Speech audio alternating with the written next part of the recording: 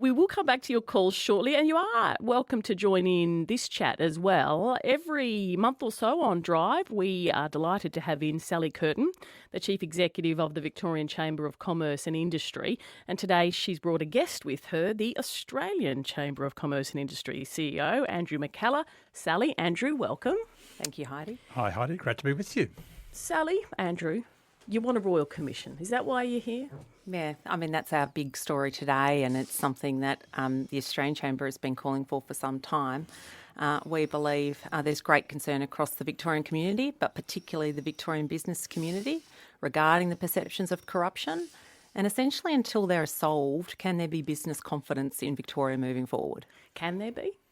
Right now? Do you reckon there is? I think the way to solve this is a Royal Commission, hence why we've called for it. But that's not the extent of what we're calling for. We're actually saying we need greater follow-the-money powers for police and greater resources, greater powers for IBAC and greater resources.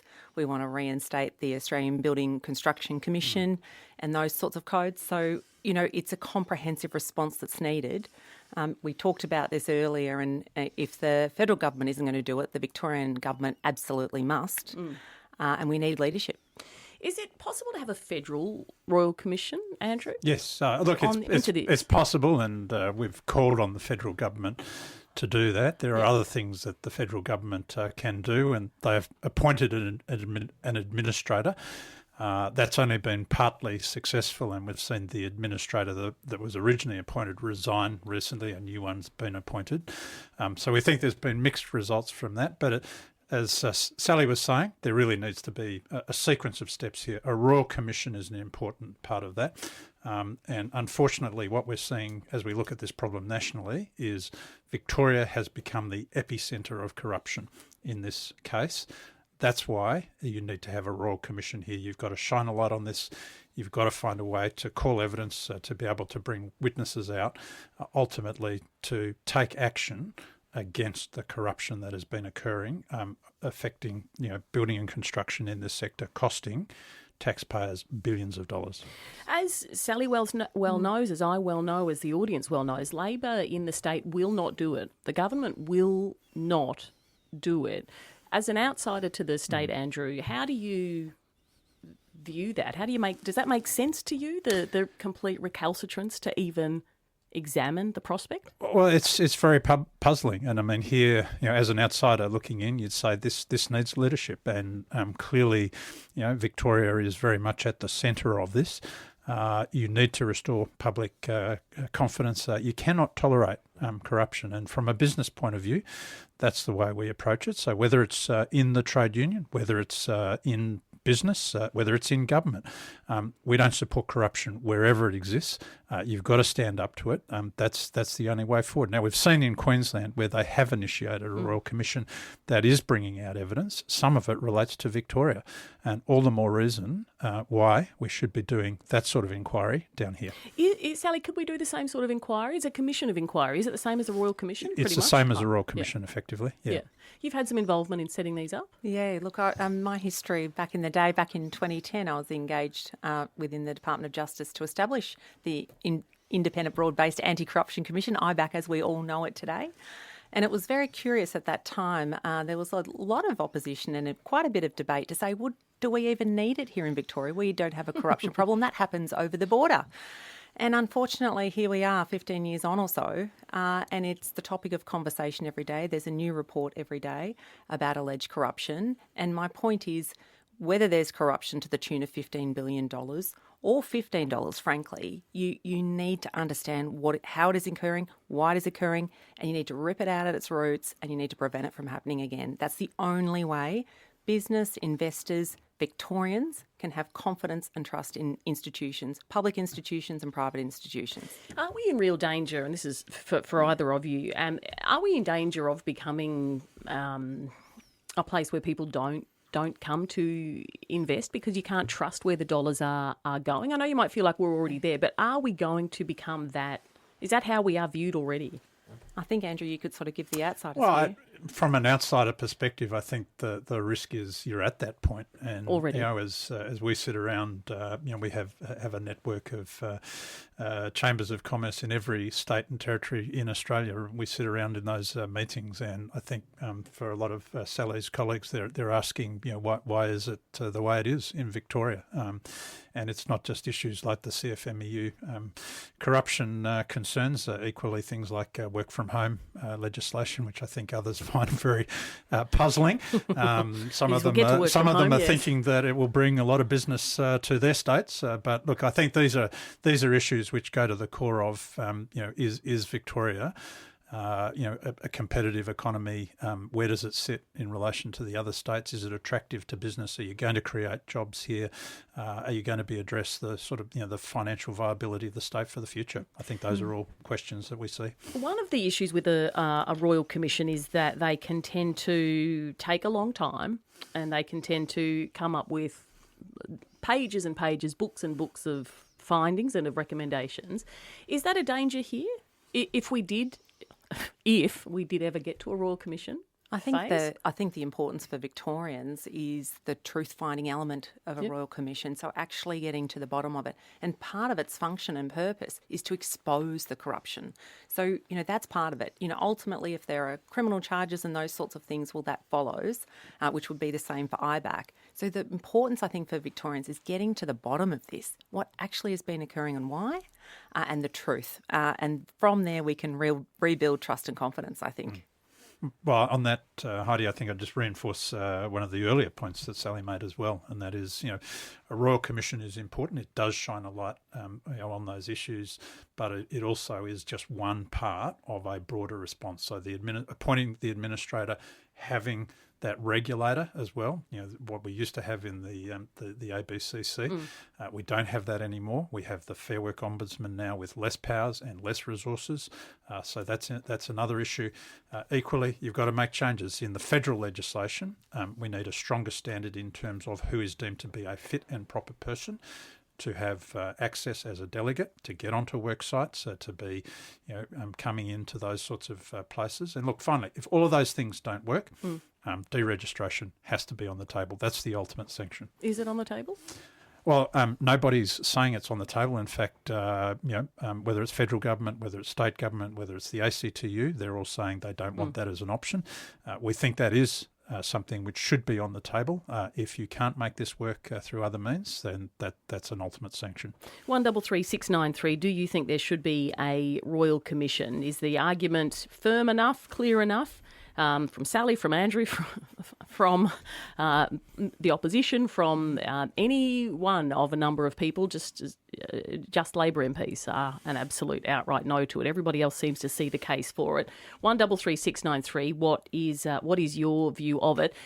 The government's answer, Sally, or the Premier's answer, and I've heard it so many times I could be saying it to you in my sleep. Harriet Shing, the Minister out today, repeats it again. We've had a Royal Commission before, and it didn't into the construction sector, and it was war on wages. It never got to the bottom of anything. It never stopped the corruption that we have seen since. We always say, well, that was a decade ago, and that was long before the big build, and it's not like for like. But that is the argument they stick to. We had a Royal Commission into building. I don't think that helps us with our current perception and confidence of the sector now. So it's pressing and urgent and is needed immediately. If we want to attract investment in Victoria, business needs to know they're going to be on an even playing field and a fair playing field. So again, I would say it's urgent, and if not overdue, we need to be doing it immediately. Right. I'll get you both to put the headphones on. We've got a couple of calls here for you. Andrew, what did you want to say to us? Thanks, Heidi and guests. My question is, if the Premier was implicated by a Royal Commission for corruption, would the existing ministers potentially be also implicated? The Governor-General, Harriet Shing, the Treasurer and so on. So if the Premier is implicated, by extension, are members of her team? Yes. And where do we go from there? I think, that's a very specific hypothetical scenario, but the Royal Commission would have methods and processes to deal with those specific circumstances. So if it's about something that an individual did, then it would only, I presume, apply to them. However, if it's something that's systemic, they would expose that and shine a light on that. So it might indicate that something that an individual did might have broader implications, and therefore you could deal with it that way. But they are often seen as political witch hunts, royal commissions, rightly or wrongly. The opposition has said they'll have one. If they get to form government after November of this year, we'll have a royal commission. We'll be well and truly into it by this time next year if they form government. Is it a political witch hunt, or is it necessary? I think it's necessary, and I think we've seen we have a royal commission going on at the moment into the impact of anti-Semitism. It's not a political witch hunt. This is a serious matter. Just as that is, you need to have somebody there who has that credibility, that judicial experience, able to really pull this out, shine a light on it, really get to the bottom of it, call witnesses, and then that evidence can be taken away and processed by the police, whether it's the Victoria Police, the Federal Police, working together to get prosecutions to take action to address those fundamental issues. So I think really it becomes a political issue if politicians don't take action, if they don't own up to it, if they don't show leadership. I think that's the problem. All right. Paul, what did you want to say? I think that it's so broad scale with what's going on that, and the people on your panel there will understand, you just follow the money. And wherever it looks like there's too much wealth being created in a short space of time, particularly those that are attached to a lot of these government projects, you're sure as eggs are eggs that there's something not right going on. And I don't think it's a political witch hunt. I think that the government should not be involved in any of this sort of stuff at all. Spot on, Paul. And what I would say is one of the things we're calling for is for Victoria Police to get those follow the money powers. We don't have to wait for a Royal Commission for that. We could do that now. And the same for IBAC, and greater resources for both of them. Agreed. All right, we will take a break. Back with more from Andrew McKellar, the CEO of the Australian Chamber of Commerce and Industry, and Sally Curtin, the CEO of the Victorian Chamber of Commerce and Industry. We'll talk a bit work from home and a few other things. I want to know if you guys think we should have daylight saving time permanently as standard. We'll come back to that. 23 minutes past 4. If you need workplace advice or support to navigate change, the Victorian Chamber offers trusted business advice. Search Victorian Chamber and join today. I have with me Sally Curtin, the Chief Executive of the Victorian Chamber of Commerce and Industry, and special guest Andrew McKellar, Australian Chamber of Commerce and Industry CEO. Working from home, welcome to the state of mandated, almost mandated working from home, Andrew.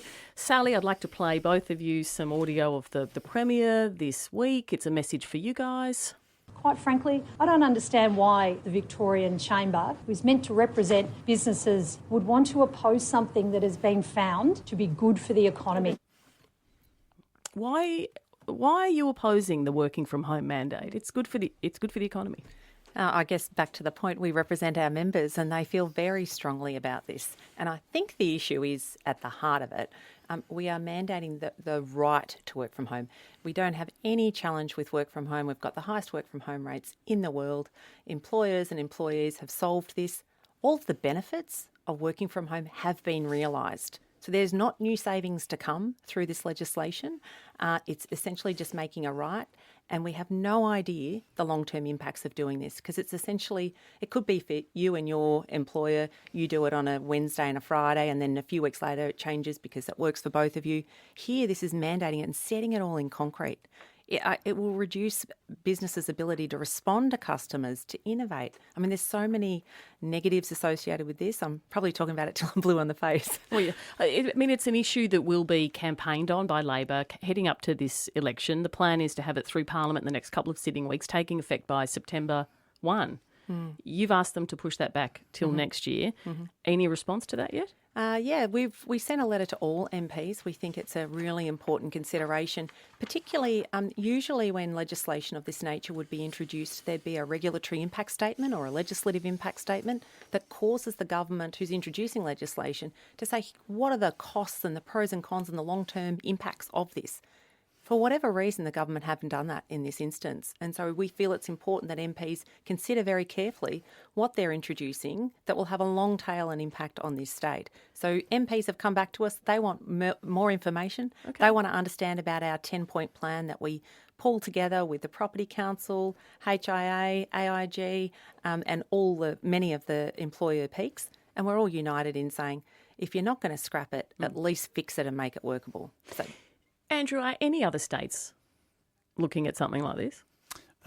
No, I certainly don't think so. I mean, I think, again, looking at it from an outsider perspective, it's a rushed job. It will end up being botched, I think, and it'll be led in the saddlebags for the Victorian economy. As Sally said, work from home is something that can practically be done in a common sense way between employers and employees. And under federal legislation, there's a right to request it, and it can be contemplated, but it doesn't apply to everyone. So I think here for the Victorian government to try and push through a mandatory so-called right really is just tying the Victorian economy and business up in more red tape that it doesn't have to. Why they're doing it, it's not clear. But really, this is one of those things where it should be left to common sense, and then we'll get the benefits of it. This won't deliver benefits. Speaking of things that are not so common sense, daylight savings. Should it be a standard time across the country, daylight savings? Instead of it changes forward and back. They're looking over in the US. There's a debate about whether daylight savings should just be the default time. What do you think, Andrew? So you mean just keep daylight saving going all year round?